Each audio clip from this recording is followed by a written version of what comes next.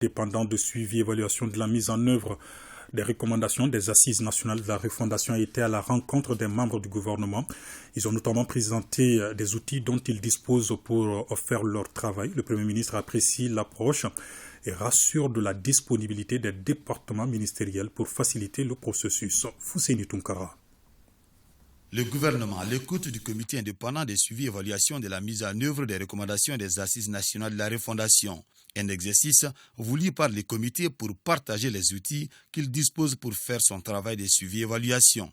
Nous entamons la phase de l'opérationnalisation, c'est-à-dire que le sincère va devoir entrer en activité. Et pour ce faire, nous avons en fait choisi comme porte d'entrée, bien naturellement, la porte de M. le Premier ministre, en montrant les outils que nous allons utiliser, en les comparant avec les outils du gouvernement.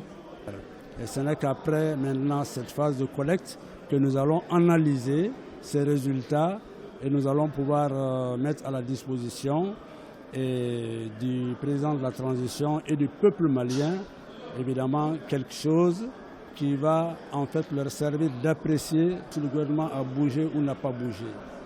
Le premier responsable du Conseil d'orientation de la refondation de l'État, Dr Choguel Kokla Maïga et son gouvernement, ont été édifiés à travers une brève présentation. Une présentation qui a porté sur les grandes lignes préconisées par les comités en charge d'évaluer les recommandations des ANR. Nous avons écouté, nous avons compris et il s'agit d'aller un peu plus en profondeur avec l'ensemble des départements et des structures de l'État pour justement leur donner les réponses par rapport aux points d'évaluation qui vont être présentés. Donc c'est ce travail de prise de contact qui a été fait aujourd'hui. Plus particulièrement, le chef du gouvernement a salué cette dynamique. Il a rassuré le président du comité indépendant et toute son équipe de la disponibilité des départements ministériels, tout en les adressant ses vœux de nouvel an qui profilent à l'horizon.